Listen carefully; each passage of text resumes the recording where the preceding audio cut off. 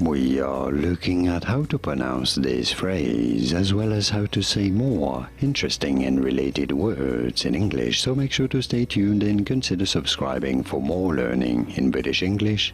This is said as anecdotal evidence.